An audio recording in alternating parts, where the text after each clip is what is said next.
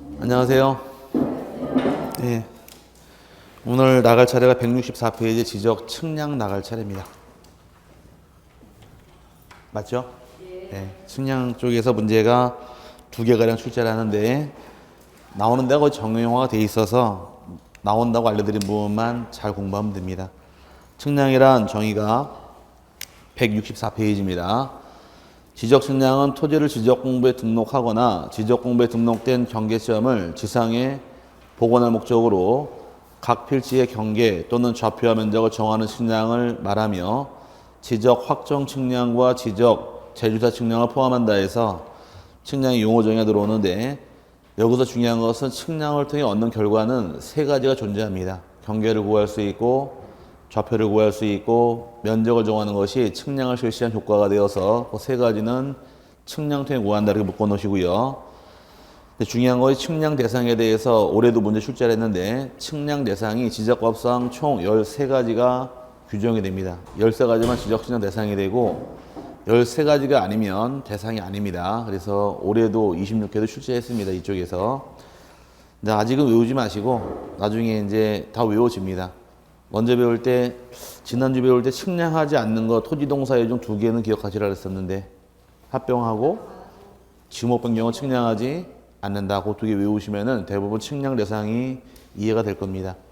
보게 되면 첫 번째가 지적 공부를 복구하고자 할 때 측량하는 것을 복구 측량을 말 사용을 하는데, 말이 이어지는 것들은 따로 외우지 않으셔도 되고 말이 이어지지 않을 때만 외우세요. 1번은 복구할 때 줄여서 복구 측량, 두 번째가 신규 등록 시 측량이 필요한 경우에 신규 등록 측량, 여기도 말이 이어졌고, 세 번째 등록 전환 시 측량이 필요한 경우를 등록 전환 측량, 그 다음에 분할할 때를 분할 측량, 바다가 된 토지의 등록을 말소할 때 바다가 된 토지의 등록 말소 측량을 사용을 하고, 축척 변경할 때 축척 변경 측량 164페이지. 네. 그 다음에 이제 7번째 지적공부의 등록사항 정정 시 측량이 필요한 경우를 등록사항 정정 측량까지는 말이 이어지니까 여기 따로 외울 필요 없고요. 8번째부터 해서 마지막까지를 잡아 놓으시는데, 8번의 경우가 도시개발 사업 등 공사가 완료된 경우에 측량이 필요한 경우를 요거를 지적 확정 측량 그럽니다. 참 시험에 잘 내니까 8번은 기억 좀 해 놓으셔야 되고요.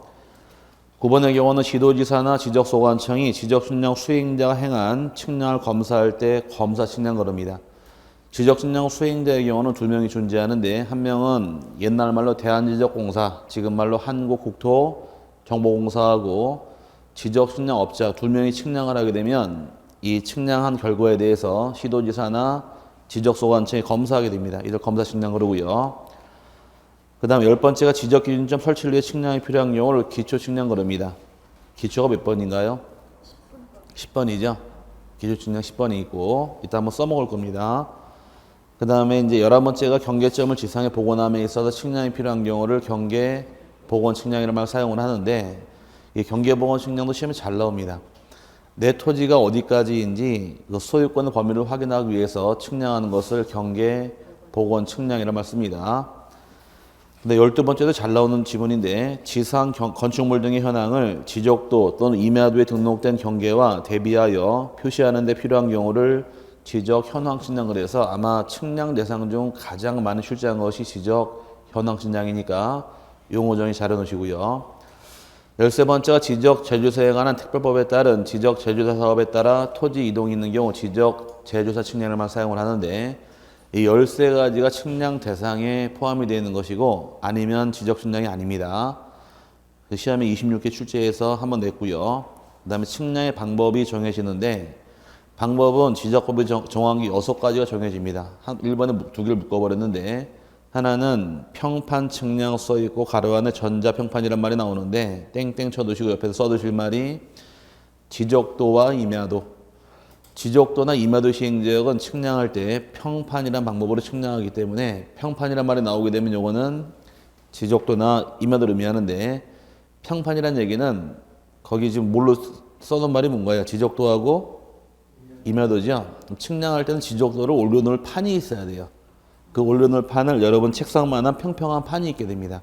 그 판을 평평한 판을 줄여서 평판이라고 붙인 거예요. 그 평판 측량이 그 뜻이고, 그 다음에 경위 측량이라는 얘기는 경도와 위도를 줄임말이 경위인데 써두실 말이 옆에다가 땡땡 쳐놓고 경계점 좌표 등록부. 그럼 경계점 좌표 등록부는 좌표가 있죠. 그럼 좌표가 있을 경우 이렇게 XY 좌표가 있게 되면 한 점을 좌표로 봤을 때 이렇게 해서 좌표를 4개를 찍어서 토지가 이렇게 4개가 좌표가 만들어지게 되면 이제 Y축, X축의 표현이 X축을 다른 말로 위도라고 부릅니다. 위도라고 부르고 Y축을 경도라고 부르죠. 그래서 경도와 위도의 이 뜻이 바로 그 뜻이에요. 그럼 측량할 때 경도와 위도를 통해 측량한다 그래서 경위, 이 측량이란 말이 만들어졌는데 경위에는 측량 기계 이름이 경위란 기계가 있습니다. 그래서 경위란 얘기는 줄여서 뭐의 줄임말이에요? 경도와 위도다. 그럼 다른 말로 좌표가 있던 얘기고 이 지역은 경계점 좌표 등록부 시행자 이렇게 이해하시면은 문제가 쉽게 풀릴 겁니다. 그 다음에 전파기나 광파기를 통해 측량할 수도 있고 전파기나 광파기는 75년도부터 도입을 해서 주로 거리 질 경우 이렇게 측량을 많이 쓰입니다. 전파나 광파란 말 나왔는데 이제 저 소리가 음파라 그러죠. 음파. 소리가 1초에 몇 미터 날아가나요? 소리가 날아가는 거리는 1초에 340m. 그 초등학교 배울 때 왜 저쪽에 번개가 번쩍 치고 나서 1초, 2초, 3초 우르릉 꽝 그러면은 340 곱하기 3하니까 한 1km 정도 떨어진 자리에 번개 떨어졌다 이렇게 해서 얘기 안 했었나? 어쨌든 그래요. 그럼 1초에 소리는 340m 날아가는데 흔히 빛이 날아가는 속도 광속이라는 말 쓰는데 광속은 1초에 20만 미터가 날아갑니다.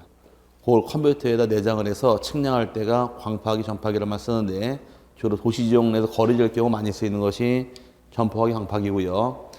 사진 측량은 이제 지상이나 항공기 타고 올라가서 측량할 때가 사진 측량이고 그 다음에 위성 측량은 GPS 설치한 다음에 측량할 때가 위성 측량입니다. 위성 수신기를 설치한 다음에 측량하는 것이 GPS 측량 그러는데 GPS를 어느 나라가 만들었나요? 처음 만드는 것은 GPS를 개발한 나라는 미국입니다. 미국이 군사 목적으로 GPS를 만들어서 그 특공대들한테 부착을 했어요. 미국은 영화 같은 거 보게 되면 유명한 영화 라이언 일병 구하기인가 그런 전쟁 영화가 있는데 미국은 자국 군인이 전쟁하다가 적군에게 잡혀 있으면 그걸 어떻게든 구해옵니다. 그래서 마지막까지 책임을 지고 심지어는 유해라도 송환해 가요. 미국으로 본국으로. 그게 이제 미국 잘 사는 나라의 내용이고 더 큰 손실을 입더라도 국가를 위해서 희생한 자에 대해서는 국가가 책임을 집니다. 미국은. 우리나라는 그래요, 안 그래요? 안 그렇죠. 이제 어쨌든 간에 이제 그게 좀 이제 강대 국가 약소국의 차이점인데 그래서 나중에 찾아가기 위해서 GPS를 설치를 했어요. 군인들에게. 이후에 이제 상용화가 되면서 풀린 겁니다. 풀린 것이 옛날에 그 칼기 858기인가? 소련 넘어가다 소련에서 격출당해 버렸죠. 네, 그래서 그때까지 GPS가 없었습니다. GPS를 미국만 갖고 있었는데 역대 대통령 중 레이건 대통령이라는 대통령이 그 858기 격추된 이후에 GPS를 보급을 해요. 풀어요. 전 세계적으로. 그래서 그때부터 풀리기 시작해가 GPS가 풀렸는데 우리나라는 개발은 못하지만 활용은 잘합니다. 발전을 잘 시켜요. 우리나라가. 내비게이션 같은 거 보게 되면 미국에 저희 누님이 사는데 한 10여 년 됐네 간지가. 이제 저희 매형 회사 때문에 그걸로 넘어갔는데 매형은 넘어오고 애들 교육 때문에 거기 남아 있더라고요. 근데 한 6, 7년 만에 한국에 들어와서 제 차에 있는 내비게이션 딱 보더니만은 이게 뭐냐요. 놀래더라고. 내비게이션 그러니까 이만해. 그래서 7인치 크니까 다 요만한데 미국은. 그래서 잘 잡히지도 않다 하더라고요. 근데 우리나라는 그냥 거기에 뭐 낮에 화나다 갑자기 해가 지면 깜깜해지면서 막 갈매기 날라도 달 뜨고 막 그러니까 거기에 볶아가지고 이런 게 있나 이렇게 해서 어쨌든 놀래던데 어쨌든 발명은 미국에 있지만 활용은 우리나라가 더 잘합니다. IT 쪽에선. 핸드폰을 스마트폰 만든 데가 어디예요? 먼저 만든 데가? 파인애플사죠? 아니 애플이라고 광고하면 안 되니까. 그러니까 파인애플사가 만들었지만 그 개발하고 발전시킨 건 삼성이 거의 독보적인 기술을 갖고 있으니까 그래서 우리나라는 만들지 못하지만 발전을 잘 시켜서 먹고 살고 있습니다. 어쨌든 간에 이 위성 측량이 바로 GPS 가지고 측량하는 게 GPS 요 96년부터 우리나라가 무궁화위성 올라간 이후로 측량을 시작해서 현재까지 측량을 하고 아마 지금 제일 많이 하는 게 위성일 겁니다. 아마 위성 측량하려고 그러면은 여담으로 위성 수신기가 이렇게 설치가 된 경우에 위성을 받으려면은 공중으로 이 각도가 15도 이상이 유지가 돼야 돼요. 각도가 그래야지 위성을 받습니다. 우리나라 공중으로 위성이 하루에 6번 지나가는데 고시가 맞춰 측량 들어가는 거예요. 그래서 TV 고속버스 타고 다니시면 그 DMB 위성 TV 달려있죠. 스카이라이프라고. 그게 터널이나 다리 밑에 들어가면 순간 끊기지 않나요? 위성을 못 받으니까. 스카이라이프 보시는 분들은 흐린 날 텔레비가 나올 때 뿌옇게 나와요. 수신을 제대로 못하니까. 맑은 날은 잘 나오는 게 여기에 위성 TV의 차이점인데 어쨌든 간에 이 위성 수신기가 측량하는 것을 위성 측량 거랍니다. 여기는 한 질문 나와요. 옛날에 뭐 10회, 11회 당시에 지적 측량 방법이 아닌 것을 낸 적은 있는데 지금은 뭐 내질 않으니까 측량 방법은 평판 측량이 있고 전자평판이 있고 경위가 있고 전파기나 광파기가 있고 사진 위성까지 해서 측량을 세분하게 됩니다. 그 다음에 이제 측량의 구분해서 크게 측량은 둘로 세분하는데 하나는 기초 측량이 있고 또 하나가 세부 측량 그럽니다. 측량을 두 개로 세분하게 되면 여기는 기본 개념이니까 간단히 이해하시면 돼요. 나중에 1월달가 자세히 설명드릴 테니까 기초 측량이라는 측량이 있고 또 하나가 책에 나온 대로 세부 측량들로 세분하는 것이 분류 기준인데 기초 측량하는 목적은 지적 기준점을 설치할 목적으로 측량할 때가 기초 측량을 사용을 하고 기준점이 설치가 된 경우는 기준점을 중심으로 해서 하나의 필지마다 토지의 경계를 정하고 그 다음에 좌표를 정하고 면적을 정하기 위해서 측량하는 것을 세부 측량 그럽니다. 그럼 기초 측량은 말 그대로 어떤 걸 설치한대요? 지적 기준점을 설치하려고 측량하는 것이 기초 측량이고 세부 측량은 기준점을 통해서 하나의 필지마다 측량할 때가 세부 측량입니다. 그럼 아까 전 페이지 측량 대상이 총 몇 개 있었나요? 13개 있었죠? 그 중에 제가 10번 조금만 기억하시라고 그랬습니다. 10번이 뭔가요? 기초 측량이네요. 10번이 기초 측량이고 10번을 제외한 1번서부터 13번까지 목을 제외하고 10번 제외하고 10번을 제외한 나머지 측량이 전부 다 세부 측량이에요. 그럼 세부 측량은 몇 가지가 있고 12가지가 있고 기초 측량은 하나가 있는 겁니다. 그럼 12개를 외울래요? 하나를 외울래요? 12개 외울래요? 자, 하나는 이렇게 해야 되겠죠. 그럼 제일 처음 나온 복구 측량도 무슨 측량? 세부 측량. 신규 등록 측량도 세부 측량. 등록 전환 측량도 세부 측량, 좌세부 측량이니까 그걸 외울 게 아니라 10번 하나만 기초 측량 기억하시면 됩니다. 그래서 여러분 교재에서 기초 측량은 지적 기준점 설치를 위해 측량하는 것을 말하는데 지적 기준점은 세 가지가 있습니다. 나중에 자세히 배우겠지만 종류는 지적 삼각점이라는 기준점이 있고 그 다음에 지적 삼각 보조점이라는 기준점이 있고 그 다음에 지적 도근점에서 이 세 가지 기준점을 지적 기준점이라고 부르고 이 기준점을 설치하려고 측량하는 것을 기초 측량을 쓰는 것이며 얘를 제외한 나머지가 전부 다 세부 측량입니다. 그래서 여러분 교재 보니까 아직은 그 밑에 지적 삼각 측량, 지적 삼각 보조 측량, 지적 도구 측량 아직 보지 마시고요. 거기는 그냥 큰 틀만 잡자고요. 넘어가게 되면 이제 세부 측량에서 세부 측량, 기초 측량을 실시한 후에 지적 측량 기준점을 위해 지적도나 이면을 작성할 목적으로 일필지의 경계, 좌표 면적을 정하는 측량을 말한다 해서 기초 측량을 제외한 나머지 세부 측량인데 밑에 종류는 몇 가지가 있나요? 총 12가지가 있죠? 뭐를 뺀 거? 기초 측량을 뺀 거니까 12가지 외우는 게 아니라 하나만 기억하시면 되는 거예요. 아시겠죠? 네, 그렇게 이해하시면 되고요. 근데 측량 절차 여기는 반드시 세분하셔야 됩니다. 측량 절차의 경우는 거의 매회 시험에 내게 되어 있으니까 여기는 날짜랑 다 외우셔야 돼요. 그래서 교재 보게 되면 측량 절차에서 먼저 지적 측량 의뢰란 말이 나오는데 측량이 필요한 경우는 측량 의뢰인들이 의뢰하는 것이 절차입니다. 의뢰인의 경우는 토지 소유자나 또는 이해관계인 등이 측량을 의뢰할 수가 있는데 의뢰할 당시엔 의뢰서로 의뢰를 해야 되고 의뢰는 지적 측량 수행자에게 측량을 의뢰하게 됩니다. 의뢰할 당시에는 국토교통부 장관이 정해놓은 수수료를 납부하고 측량을 의뢰하는 것이 방법이 되고요. 의뢰받은 측량 수행자들은 의뢰를 받게 되면 의뢰받은 다음 날까지 지적 소관청에게 지적 측량 수행 계획서를 제출하는 것이 이게 절차입니다. 그럼 여러분 땅 측량이 필요한 경우는 누구한테 의뢰하시고 지적 측량 수행자의 측량 의뢰하시게 돼 있고 의뢰받은 수행자들은 측량한다고 계획서를 소관청에 내게 돼 있어요. 소관청에서 계획서를 보게 되면 계획서 안에 측량 지역, 측량 방법, 측량 기간 등이 명시가 되어 있습니다. 방법을 딱 보니까 평판이란 말이 나와 있더라. 그럼 평판 측량 나와 있다는 얘기는 지적 공부가 있어야 측량할 거 아니에요. 이때는 평판이란 말은 어떤 지역이 아까 지적도나 임야도 시행지역이니까 해당하는 도면을 무상으로 제공해 주는 거예요. 측량하라고. 그럼 경위 측량이 나와 있다는 얘기는 경계점 좌표 등록부를 무상으로 제공을 해 주는 겁니다. 그럼 자료 가지고서 이 서류 가지고 측량하는 과정인데 반드시 암기할 사항은 여기서는 측량 기간을 외우셔야 돼요. 교재 보니까 오른쪽에 5번에 측량 기간 및 검사 기간 찾으셨어요? 예, 그게 문제 나오는 겁니다. 측량 기간은 며칠로 가더라? 측량 기간은 5일로 가는 것이고 측량을 실시하게 되면 제대로 측량했는가 아까 검사를 받아야 돼요. 검사 받는 기간은 검사 측량은 4일 동안 측량하게 됩니다.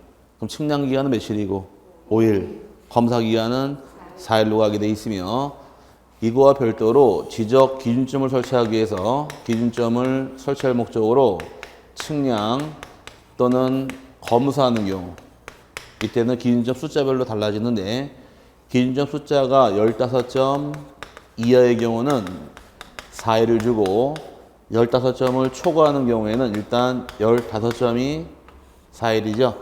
4일에다가 초과하는 4점마다 1일씩을 더해가는 것이 방법이에요.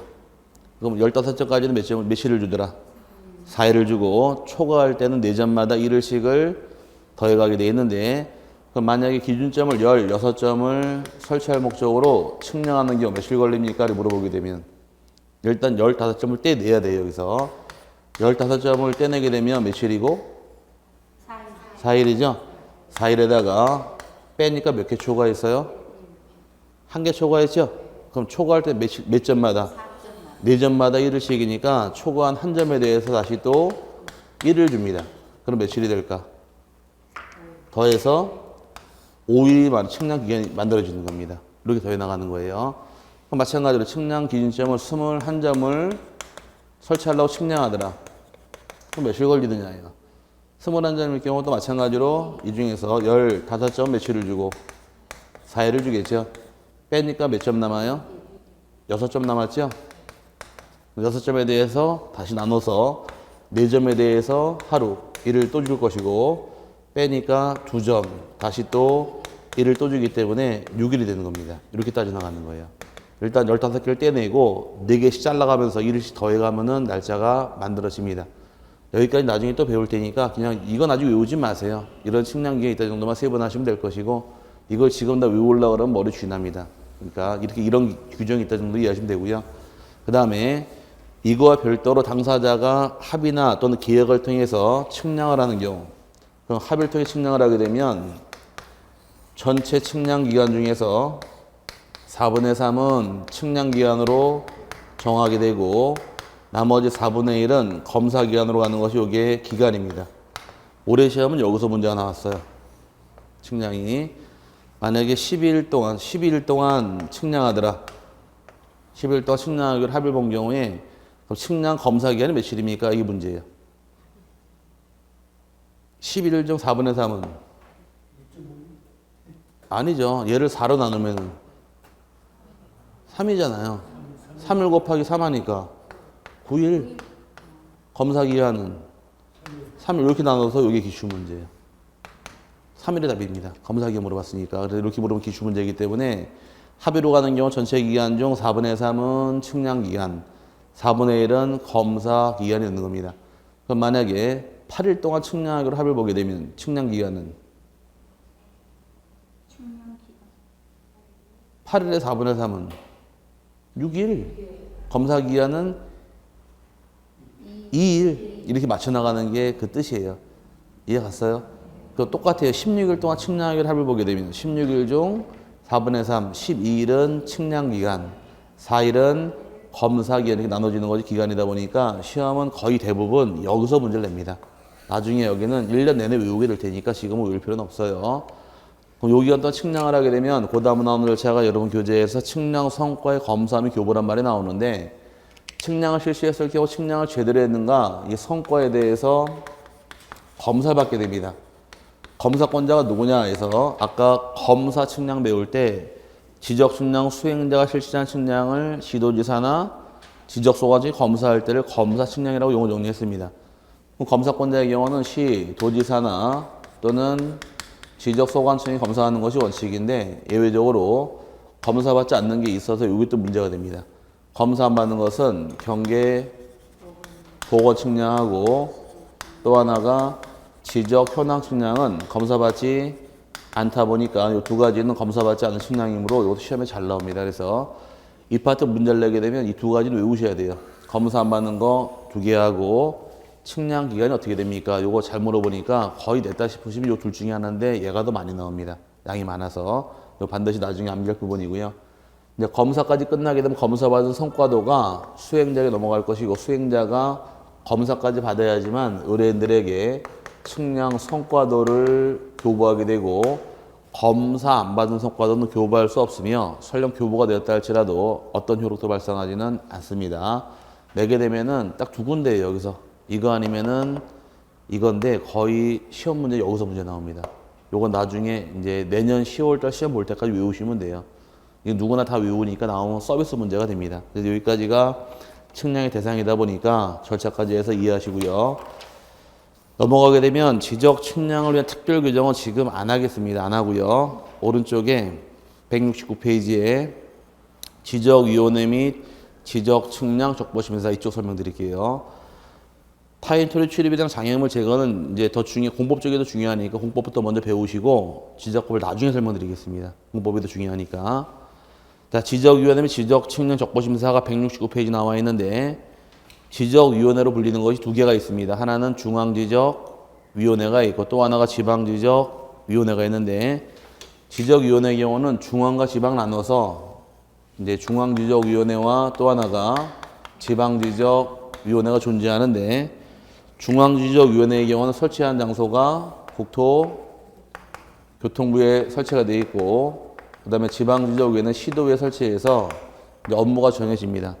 중앙지적위원회의 경우는 권한이 5가지의 권한이 있고 여기는 딱 하나가 있어요. 권한이. 그럼 5개를 외울래? 하나를 외울래요? 이걸 외워야겠죠? 이게 답이니까. 섞어놓으면 얘가 답 될 수밖에 없는 겁니다. 이거 하나. 올해도 또 시험에 출제했어요. 참 잘래 여기서. 먼저 보게 되면 구성부터 설명드린 다음에 개념으로 넘어가겠습니다.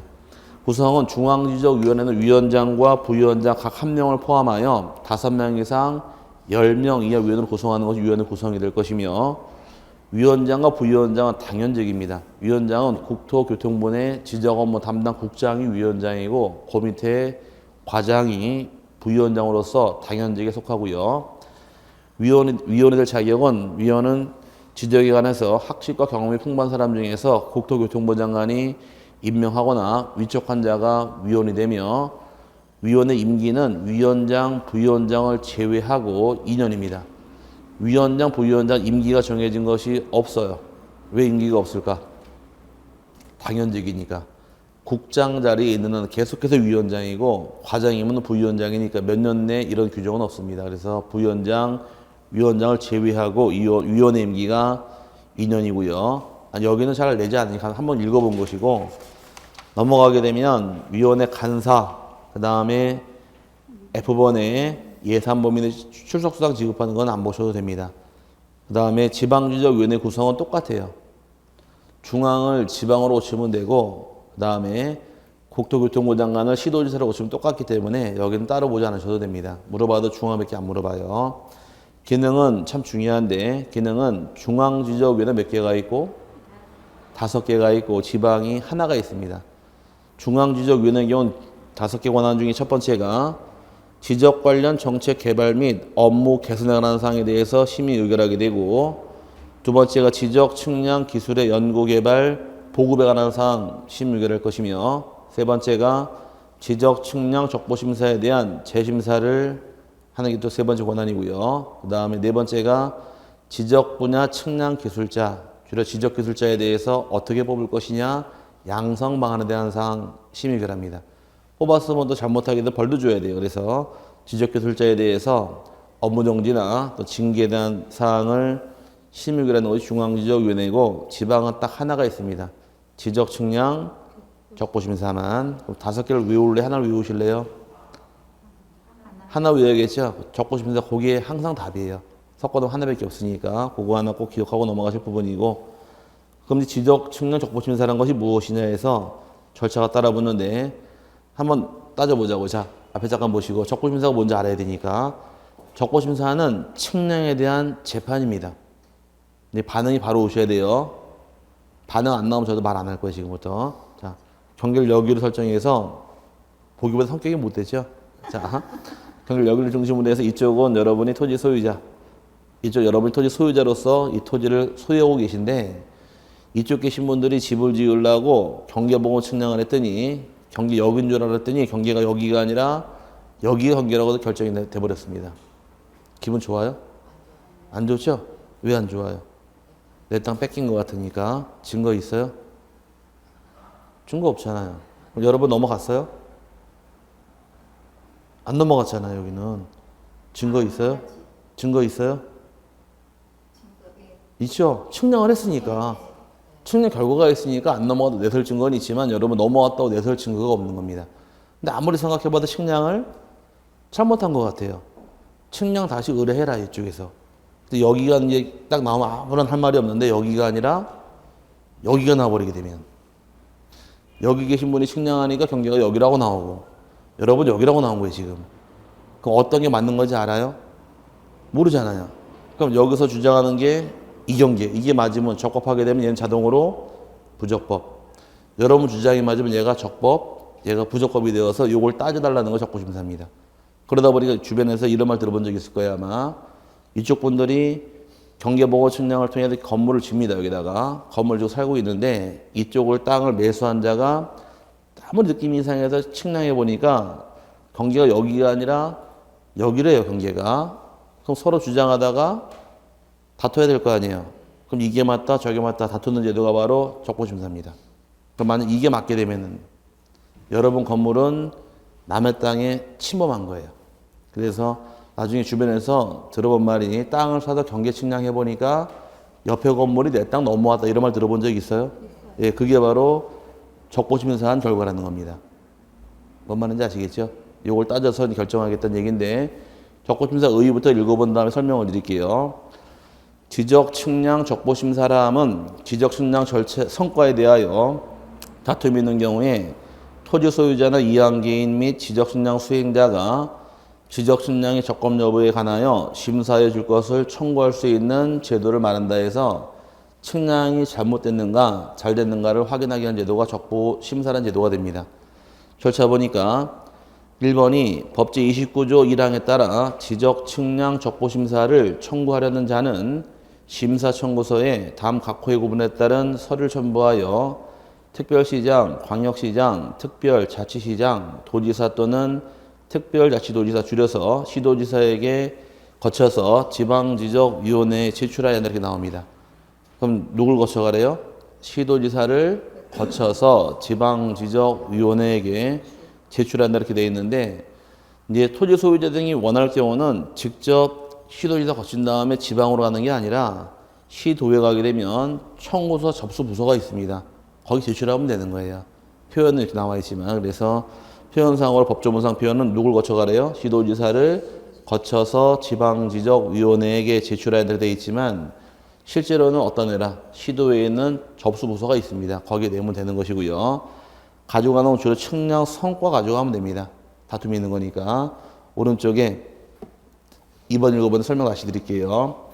시도지사는 조사 측량 성과를 작성하기 위하여 필요한 경우에는 관계 공무원을 지정하여 지적 측량을 하게 할 수 있으며 필요하면 지적 측량 수행자에게 그 소속 지적 기술자의 참여를 요청할 수 있다 이렇게 나와 있는데 여기까지 설명을 드리겠습니다. 자, 적고심사라는 것은 여기서 가진 것이 적고심사인데 적고심사는 맨 처음 아까 누가 신청할 수 있느냐? 토지 소유자가 요청할 수도 있고 이해관계인도 가능하며 지적 측량 수행자 요 3명 중 누구라도 측량을 실시한 성과도를 첨부해서 어디다가 제출하시래요? 시도지사를 거쳐서 지방지적위원회에게 제출해야 한다 이렇게 나와 있죠. 그럼 실제로는 이렇게 나와 있지만 시도에 가시면 접수 부서가 있습니다. 거기 내면 되는 거예요. 낼 경우에 이제 그 다음 절차가 밑에 절차란 말 나오는데 시도지사 입장에서는 조사 측량 성과를 결정하기 위해서 아까 측량할 수도 있고 기술에 참여 요청할 수도 설명드렸었죠. 그다음 밑에 있는 절차가 2번 심사 및 처리 절차인데 시도지사 입장에서는 청구서가 들어오게 되면 일정한 사항을 조사한 다음에 30일 안에 지방지적위원회로 사안 회부하게 됩니다.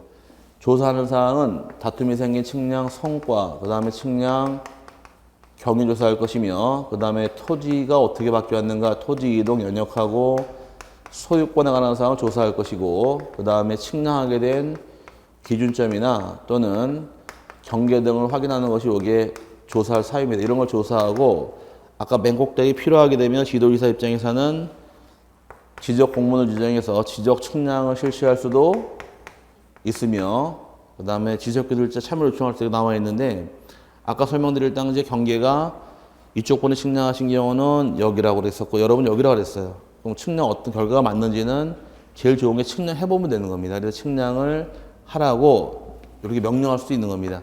그럼 이런 내용을 조사한 다음에 시도지사가 지방지적위원회에게 30일 안에 사안을 회부하게 됩니다. 결정하라고.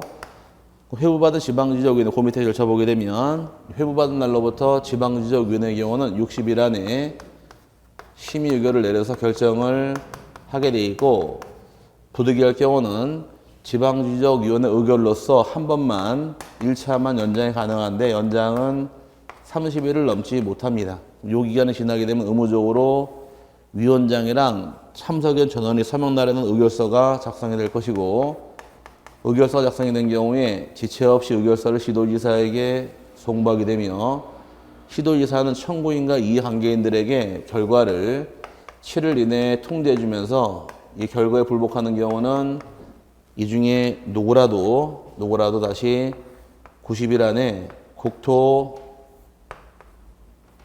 국토교통부 장관을 거쳐서 중앙지적위원회에게 적보심사에 대해서 재심사 청구할 수 있다. 이렇게 해서 흘러가는 것이 제도입니다.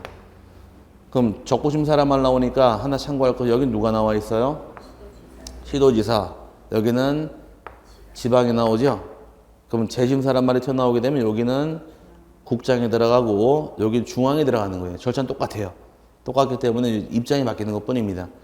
여기서 문제를 내게 되면 대부분 다 뭘 물어보는 날짜를 많이 걸어요. 날짜를. 근데 나중에 암기할 때는 암기하는 방법이 있는데 지금은 그냥 설명은 드리는데 제도의 뜻만 이해하시면 돼요. 적고심사라는 것은 측량에 대해 다툼이 있는 경우에 어떤 게 맞는지를 다투는 하나의 재판입니다. 일반적인 개인 간에 발생한 분쟁은 법원에다가 소송을 제기하겠지만 측량에 대한 재판하는 것은 법원이 아니라 지적위원회예요. 이게 차이점이다 보니까 여기 절차를 물어보는 문제인데 지금은 이런 정도만 이해하실 부분이고 나중에 다 암기시켜 드립니다. 요런 건 암기시켜 드릴 테니까 그냥 지금은 요거만 보자고요. 적고심사하는 것은 어디고? 지방지적위원회. 재심사하는 것은 중앙지적위원회. 이렇게 요 정도만 세분해도 나중에 문제는 풀립니다. 여러분 교재 보시니까 여기까지가 절차가 되고요. 세 번째 등록사항 정정 마지막 나와 있는데 등록사항 정정 옆에다 땡땡 쳐놓으시고 써두실 말이 직권. 지방지적위원회 의결서 내용대로 등록사항을 정정하든 중앙지적위원회 의결서에 따라 등록사항을 정정하든 정정 방법은 둘 다 직권입니다. 직권으로서 의결서 내용대로 지적공보를 정정하게 됩니다. 세부적인 사항은 나중에 1월달 보시면 될 것 같고 그냥 직권 정정한다 이 정도만 세분하시면 됩니다. 뒤에 또 배울 내용이고요. 여기까지가 측량의 과정이다 이렇게 이해하시고 시험 내는 건 딱 정해져 있어요. 이제 요건 지금 뭐 입문 과정에서 조금 설명드렸지만 대부분 시험 내는 다 설명드린 겁니다. 내는 것은 아까 측량 대상이 몇 개 있었어요? 측량 대상 13가지 있었죠? 1차로 시험 내는데 거기가 시험 잘 나오고 근데 측량 기간 있죠? 요거 암기하시고 그 다음에 적고심사 요 셋 중에 하나를 내게 돼 있어요. 딱 정해져 있으니까 나중에 요거 외우십시오. 그거만 외워도 지적법은 점수가 나올 겁니다. 여기까지 측량 정리고요. 그 다음에 5장에 지적 정리 및 등기 축탁이 이제 마지막 부분인데 지적 정리라는 것은 이제 소유권자가 바뀐다거나 토지에 관한 사항이 바뀌게 되면 그에 따라서 정리하는 것을 지적 정리라고 부르고 먼저 나온 것이 토지 소유권 정리가 먼저 나옵니다. 소유권을 정리할 당시에는 일단 소유권에 관한 내역은 등기가 우선이라고 배우셨나요? 대장이 우선이라고 배우셨나요? 소유권은 등기가 우선이라고 배웠죠?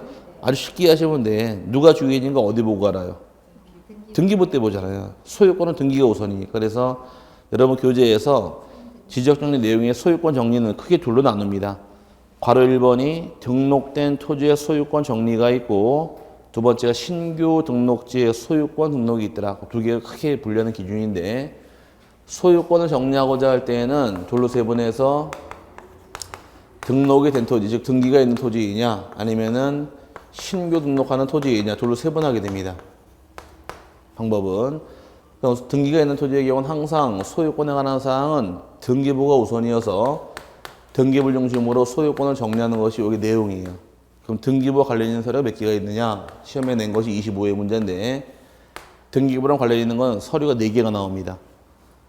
등기 신청을 통해서 등기가 끝나게 되면 등기소가 교부해주는 서류가 있어요. 등기 끝났습니다 라고 증명하는 서류를 등기 필증이라고 부릅니다. 등기 필증을 통해서 소유권을 정리할 수도 있고 과거에 등기 필증을 했지만 지금 등기 필증이 아니라 등기 필 정보라고 부릅니다. 지금은 뭐 같은 말 뜻으로 이해하시면 되고요. 그 다음에 등기가 끝났을 경우에 등기소가 알려줍니다. 알려주는 것을 등기 완료 통지서라고 부르고 그 다음에 등기 사항 증명서하고 그 다음에 등기 전산 자료에서 이 4가지가 소유권을 정리하는 기본 서류가 되어서 여기 25회 때 출제합니다. 다음 중 소유권을 정리하고자 할 때 첨부할 서류가 아닌 것은 해서 1번 등기 필증, 2번 등기 완료 통지서, 3번 등기 사항 증명서, 4번 등기 전산 정보 자료, 5번 이상한 자료에서 한번 출제한 적이 있으니까 4개가 나온다는 얘기는 문제 만들기 편한 부분이어서 한번 낸 적이 있고요. 반대로 신규 등록지라는 얘기는 등기부가 있을까 없을까? 없다고 배웠죠? 그럼 등기부가 없다는 얘기는 소유권은 어떻게 정리할 것이냐 여기도 문제인데 이때는 우리 앞서 배울 때 소유권자는 지적 소관청에서 직접 조사해서 등록하는 것이 방법이라고 배웠습니다. 이건 앞서 배운 내용이다 보니까 이것만 참고하면 될 겁니다. 소유권 정리할 때 등기부가 있단 말이 나오게 되면 기본적인 기준은 뭘 보고 정리하셔라? 등기부가 우선이다 이렇게 이해하시고 신규 등록지라는 얘기는 대장을 처음 만들 당시엔 등기부가 없으니까 지적소관청이 조사해서 등록해준다까지 세분하면 되고요. 또 필요한 경우 이제 그 밑에 요거 등기부 정리할 때 여러분 교재 중간에 2번인데 직권 또는 신청에 한 정리 찾으셨나요? 네, 거기에 또 이제 한번 옛날에 19회에 나온 적이 있습니다. 지적소관청 입장에서는 필요하다고 인정할 경우는 지적공부와 등기부의 소유권 일치 여부를 조사 확인할 의무가 있으며 조사 확인했더니만은 불일치가 발생했더라. 이때 어떻게 할 것이냐의 문제인데 이때는 직권 정리할 수도 있고 그 다음에 소유자와 이관계인에게 일치에 필요한 신청을 요구할 수도 있다 해서 등기부랑 대장의 소유권자가 일치하지 않을 때에는 직권 정리도 할 수 있고 신청도 가능하다 보니까 제목이 신청 또는 직권에 의한 정리로만 붙게 된 겁니다. 소유권 둘 다 가능하다는 얘기고요.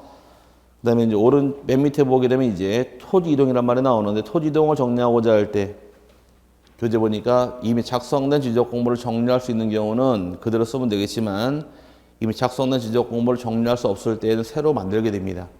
대부분 새로 만드는데 사연을 외우는 게 아니에요. 집안을 변경하는 경우도 지적공고 정리해야 될 것이고, 그 다음에 신규 등록도 복구하는 경우 등록 전환, 분할, 합병, 지목 변경 등등이 있을 때 이에 따라 대장을 정리해 줘야 되니까 그게 내용이 되는데 이건 나올 게 아니고요. 그 밑에 지적 정리 절차에서 거기를 걸고 들어옵니다. 한번 걸었던 거 19의 문제인데, 그럼 지금 내용 보니까 아까 큰 제목이 소유권 정리할 때가 있었고, 지금 설명드린 게 토지이동 정리할 때 내용이죠. 정리 절차 보게 되면 소유권을 정리할 때가 있고 토지이동을 정리할 때가 있더라. 소유권을 정리하고자 할 때 작성하는 서류가 소유자 정리 결의서를 작성하게 되고, 토지이동에 따라 지적공을 정리하고자 할 때는 토지이동 정리 결의서를 작성하는 것이 여기 절차예요. 그래서 과거에 기출문제가 나오기를 소유권은 뭘 작성하라고요? 소유자 정리 결의서. 토지이동은 토지이동 정리 결의서인데 기출문제가 토지 소유권을 정리하기 위해서는 토지이동 정리 결의서를 작성해야 한다. 이게 시험 지문이에요. 맞았어요? 틀렸어요? 다시. 토지 소유권을 정리하고자 할 때, 뭘 정리하고자 할 때? 소유권을 정리하고자 할 때 지적소관청은 토지이동 정리 결의서를 작성해야 한다. 이렇게 출제한 게 기출문제입니다. 틀렸어요? 토지이동은 토지이동 정리 결의서가 되는 것이고 소유권은 소유자 정리 결의서니까 각각 만들기 때문에 섞어놓으면 틀린 거예요. 그럼 토지이동은 뭘 만드시라고요?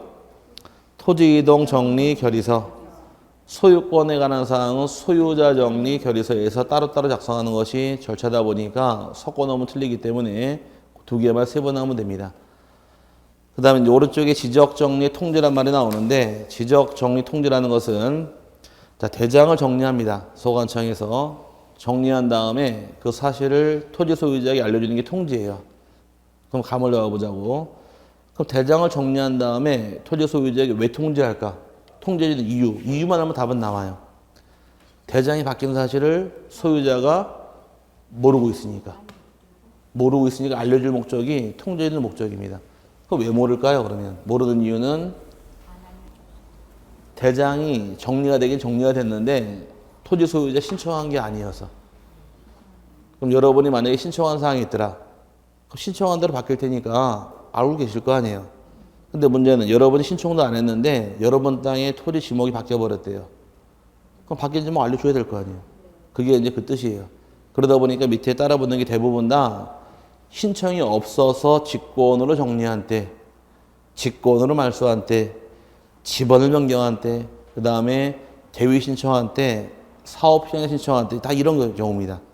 그럼 결론적으로 소유자 신청하지 않은 경우 통지해 주는 게 절차라는 것이에요. 한번 읽어보게 되면 토지이동이 있는 경우 지적소관청이 직권으로 조사 측량하여 지적공부에 등록한 때 모르니까 통지해 줄 것. 지번의 변경이 있는 경우도 바뀐 지번 알려줘야 되니까 통지할 것이고, 지적공부에 복구한 경우도 모르니까 통지해줘라. 그 다음에 바다가 된 토지의 등록을 소관청이 직권 말소한 경우도 통지하게 될 것이고, 직권으로 등록사항을 정정한 경우, 그 다음에 행정구역 개편으로 새로의 지번이 부여한 때, 그럼 지번 변경이랑 새로 지번 부여한 경우 가장 하는 쉬운 사례가 아마 한 2년 전쯤인가 여러분 집으로 행정우편이 날라온 게 있을 겁니다. 행정우편이. 여러분 주소는 무슨 로 몇 번지라고 도로명주소 알려주려고 통지서 온 적이 있지 않나요?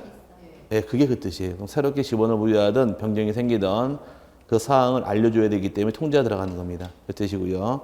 그 다음에 대위 신청을 통해 지적정리한 경우도 소유자가 신청한 게 아니니까 알려줄 목적으로 통지가 들어갈 것이며, 또 지적소관청이 토지표시 변경 등기를 축탁을 한 경우도 모르니까 통지가 들어갑니다. 그럼 만약에 문제를 낸다 가정하게 되면 다음 중 토지 소유자에게 지적을 정리한 후 통지할 필요가 없는 것을 물어보면 답은 하나밖에 없어요. 토지 소유자가 신청한 때. 아닌가? 맞죠? 그 빠는 걸 다 문제를 낼까요?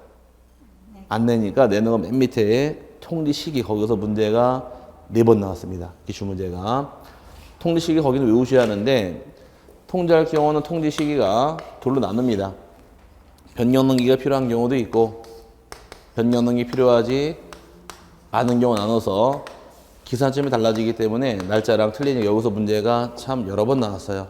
21회, 23회, 24회, 25회 4번을 냈는데 올해는 지문만 나와야지 답은 안 되더라고요. 4번 답을 만들었는데 변경 등기가 필요한 경우는 이제 통지 시기가 언제까지 통지해 줄 것이냐 해서 등기 촉탁에 들어가게 되면 등기소로부터 등기 끝났다고 등기 완료 통지서가 날라옵니다. 이 통지서를 접수한 날로부터 15일 이내에 통지하는 것이 의무기간이고 변경 등기 필요하지 않은 경우는 지적 공부에 등록한 날로부터 7일 이내 통지하는 것이 이게 의무 규정이에요. 그럼 기산점이 여기서 다르고 그 다음에 날짜도 다르다 보니까 요거 문제가 4번 출제했습니다. 요것만 가지고 21회, 23회, 24회, 25회 4번 낸 것이 이 파트예요. 올해도 출제했는데 올해는 답은 안 됐고 한 지문은 나왔습니다. 이 4번은 이게 답이에요. 둘 다. 나중에 여기는 대부분 다 외우십니다. 주로 여기서 문제 걸고 들어오니까 통지 시기 반드시 나중에 암기하시고 이게 가장 중요한 파트예요. 여기서는. 그 다음에 넘어가시게 되면 이제 등록상 정정에서 이제 거의 지적법 마지막 끝나는데 지적법상 이제 등록상 정정이라는 것은 잘못된 게 있을 경우에 정정할 때 신청을 통해 정정하는 경우도 있고 그 다음에 직권으로 정정하는 경우로 세분하게 됩니다. 신청을 통해 정정하는 경우와 그 다음에 또 하나가 직권 정정하는 경우가 있는데 오늘은 신청 위주로 설명을 드릴게요. 직권하지 안 배운 게 많으니까. 신청할 당시에는 둘로 세분해서 토지에 관한 사항에 대해 신청할 때가 있고 그 다음에 소유권에 관한 사항을 정정하고자 할 때 신청할 사항, 첨부할 서류 둘로 나눠지는 겁니다. 토지에 관한 사항은 여러분 교재 첫 번째 나온 것이 토지의 경계가 바뀐다거나 또는 면적이 바뀌는 경우 어떤 걸 가져가야 됩니까? 해서 박스에 나온 게 있을 거예요. 경계 면적이 변경 생기는 경우는 뭘 가져와라? 네, 등록사항, 정정, 측량 성과도를 제출하는 것이 절차가 되고요.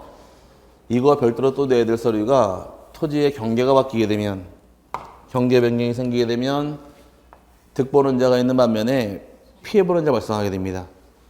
득보는 자는 가만히 있겠지만 피해보는 사람 열받을 거 아니에요. 그래서 경계가 바뀌게 되면 이때는 피해보는 자가 인접, 토지, 소유자, 이자의 승낙서가 첨부가 된다거나 또는 이에 대항할 수 있는 확정 판결문에 존재하지만 정정할 수 있으므로 이 두 가지는 제출할 서류고 그 다음에 소유권을 정정할 땐 둘로 세분해서 이제 등기가 된 토지하고 미등기 토지 둘로 세분하게 됩니다. 등기가 있는 토지의 경우 항상 등기부가 우선이에요. 여기 따라붙을 말인데 뭐가 따라붙을까? 소유권 그러면 등기부란 말 때 나오게 되면 쭉 이거 따라 나오는 거예요. 여기서도. 이해 갔어요? 그럼 등기부가 있단 말이 나오게 되면 따라붙는 건 몇 가지 서류가 있더라. 이게 쭉 따라붙는 겁니다. 그럼 등기필증, 그 다음에 등기 완료 통지서, 등기상 증명서, 등기 전산정보자료에서 소유권은 이 4가지 따라붙게 되어 있는 거예요. 소유권 등기부가 정리한다 이렇게 묶어버리시면 되고 미등기라는 얘기는 등기부가 존재하지 않으니까 이때 가져갈 서류는 가족관계, 기록상 증명서에 의해서 정리하는 것이 절차가 됩니다. 여기까지가 제출할 서류고 그 다음에 이제 오른쪽 넘어가시게 되면 직권 정정할 사항 나오는데 직권 정정할 사항은 법에 규정된 것이 통틀어서 10가지가 있습니다. 10가지를 다 외울 수는 없어요. 외울 수는 없고 어떤 게 있는지는 나중에 눈으로 이해하시면서 정리할 부분인데 자 지금 쉽게 설명드릴게요. 여기까지 설명을 드리고 직권 정정할 사항 10가지는 그냥 못 외우니까 간단히 약식으로 설명드릴게요. 직권을 고친다는 얘기는 등록한 사항이 잘못돼서 잘 돼서 잘못돼서 그럼 등록한 사항이 실제와 일치해서 다르게 되어서 그럼 등록할 직권 정정한다는 얘기는 주로 잘못 등록했다거나 또는 실제와 다르게 등록한 경우 이게 따라붙어요. 주로 그래서 외우는 게 아니라 나중에 하나씩 다 설명드릴 거거든요. 1월 달에는 책보기에도 뭐라고 나와 있나요? 1번이 토지 이동 정리 결의서 내용과 다르게 정리한 경우 2번 잘못된 경우 3번 정정할 게 발견된 경우 잘못됐다는 얘기고 4번 잘못된 경우 5번 다르게 한 경우 찾으셨어요? 그럼 대부분 뭐가 붙어 있다요? 다르게 한 경우나 잘못한 경우는 직권으로 고치는 게 순서입니다. 아직은 그 세부적인 사항 외우지 마시고 감각적으로 이해만 하시라는 얘기예요. 직권 정정하는 얘기는 잘못됐다거나 실제와 다르게 된 경우에 직권으로 정정한 대로 기여하시고 나중에 1월 달부터 수업 나갈 때 어떤 게 있는가 배우시면서 세부 나가시면 여기는 외우시는데 한두 가지면 외우라고 말씀을 드리겠지만 너무 많아서 외울 수가 없으니까 못 외웁니다. 감각적으로 배울 때만 눈으로 익혀놓으시면 충분히 따라가니까 그렇게 세분화하시면 되고 마지막이 등기 촉탁인데 자 소유권에 관한 사항이랑 그 다음에 촉탁에 관한 사항 설명드리고 가자고요. 출판자가 보신 다음에 말을 풀을게요. 여기다 한가운데다가 등기랑 대장은 반드시 일치해야 됩니다. 등기부상 내용하고 그 다음에 대장에 나오는 사항은 반드시 일치가 되어 있어야 돼요. 나눠서 소유권을 정리할 때가 있고 그 다음에 토지 표시 정리할 때가 있더라. 두 개 나눕니다. 제도의 뜻만 이해하시면 답은 나와요. 자, 소유권이 등기부상 만약에 갑이라고 돼 있고 대장에도 갑이라고 돼 있더라. 가정을 한 상태에서 여러분이 토지를 구입하시던 건물을 구입하시던 잔금 치른 날 법무사에게 등기를 위임하시죠? 집 안 사보셨어요? 직접 하긴 하겠지만 어쨌든 등기할 거 아니에요. 그럼 땅을 사건 집을 사건 잔금 치르고 하는 것은 등기 신청을 하지 대장에 신청하지는 않을 거예요 아마.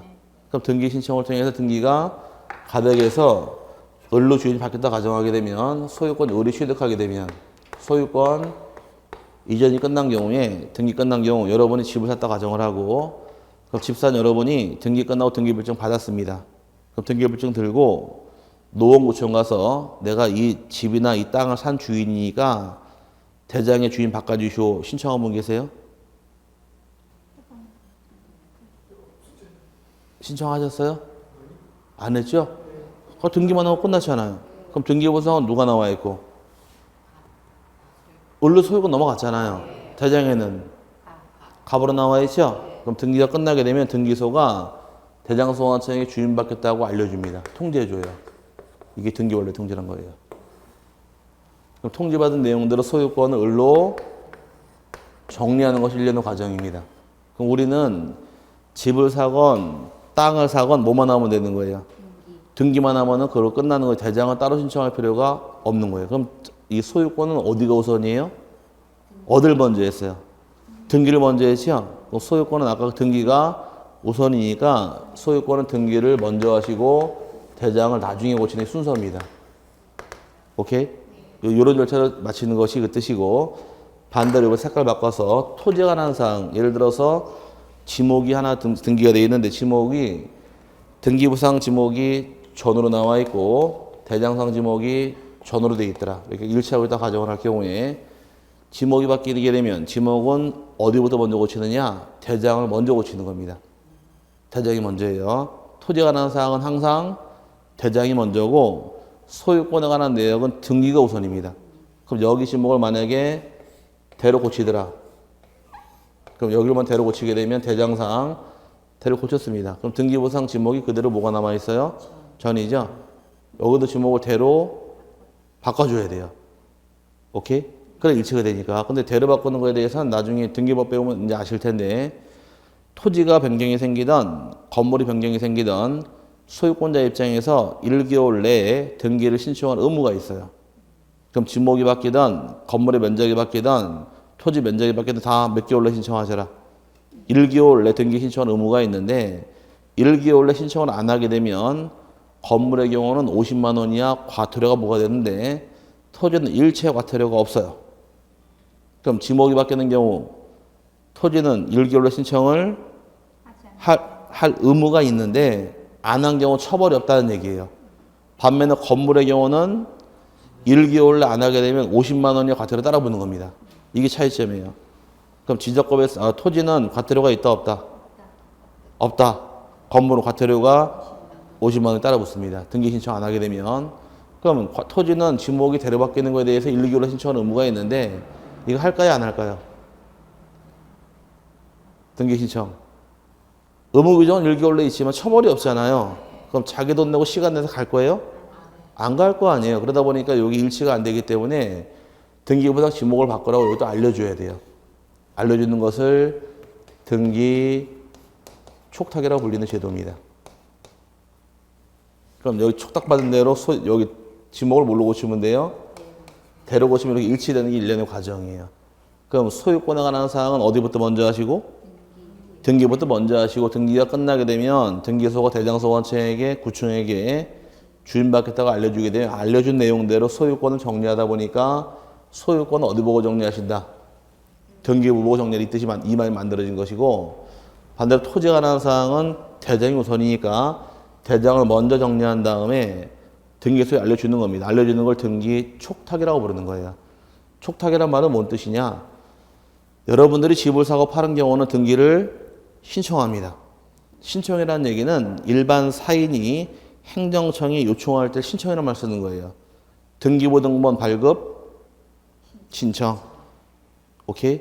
주민등록등본 발급, 신청. 여기 신청이라는 말은 일반 사인이 행정청이 요청할 때 신청이라는 말 쓰는 것이고, 이번에는 이제 행정청끼리 주고받는 업무가 있습니다. 등기일 경우는 등기 촉탁이라고 부르는 게 요게 업무예요. 그럼 등기 신청은 일반 사인일 경우는 뭐라고 부르고? 신청. 관공서는 촉탁이라는 말 쓴 것뿐입니다. 그럼 소관청이니까 관공서가 돼 촉탁이라는 말 쓴 것이에요. 그럼 촉탁한다는 얘기는 요게 제도의 뜻이니까 여기서 말을 끄집어내면 돼요. 촉탁한다는 얘기는 등기부와 대장을 일치시킬 목적이죠. 일치시키려고 촉탁이 들어가는데, 그럼 촉탁한다는 얘기는 전제 조건이 등기부가 있어야 될까 없어야 될까? 등기부가 없으면 마실 필요가 없잖아요. 있어야 마시는 거니까. 등기부가 있어야지만 촉탁이 들어가는 겁니다. 그래 맞추니까. 그럼 거꾸로 등기부가 없으면 촉탁할까요 안 할까요? 안 하겠죠? 있어야 마치니까. 없으면 촉탁하지 않는다. 그럼 등기부가 없는 토지 등 뭐가 있을까?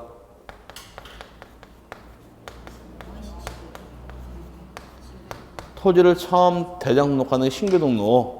신규 등록 등기부가 존재하지 않으니까 촉탁할 필요가 없다 해서 이게 주로 답이에요. 그래서 교재 보시니까 촉탁이라는 것은 의의가 지적소관청은 토지 이동 등의 사유로 인하여 토지 표시 변경에 관한 등기를 할 필요가 있는 경우에는 지적소관청은 지체 없이 관할 등기관서에 그 등기를 촉탁하여야 한다 나와 있고, 이제 사유 보니까 신청이든 직권이든 토지 이동 정리하게 되면 촉탁이 들어가는데 괄호 안은 뭔 제외? 신규 등록은 제외다요. 걔는 왜 제외할까? 등기부가 없으니까. 그럼 토지 이동 굉장히 많은 걸 배우셨는데 등록 전환, 분할, 합병, 촉탁은 다 들어갑니다. 그럼 뭐만 안 하는데요? 신규 등록, 요게 시험에 4번 나왔어요. 답이 똑같은 답이. 그 다음에 지번을 변경하던 바다가 된 토지의 등록을 말소하건 축척 변경을 하건 등록사항을 직권 정정하던 행정구역 개편으로 지번 새롭게 정하던 촉탁은 다 들어갑니다. 그 맞는 걸 외우는 게 아니라 이거 하나 기억하시는 거예요. 촉탁하는 이유는 등기부랑 대장을 맞추기 위한 목적이다. 그럼 전제 조건은 등기부가 있어야 하는 것이고 등기가 없는 경우 촉탁하지 않는다만 기억하시면 여기 답이 떨어지니까 이렇게 세분하시면 내용 파악이 겁니다. 여기까지가 지적법의 입문 과정이고 아마 1월달, 3월달 갈 때마다 많이 추가가 돼요, 내용이. 그 다음에 이제 잠시 쉬셨다가 부동산 등기법 나가도록 하겠습니다. 등기법은 조금 어려운데 지금 제목 정도만 이해하시고 용어만 세분하시면 돼요. 등기법은 아마 생각보다 좀 어려운 법입니다. 잠깐 쉬었다가 다시 와서 보도록 하죠.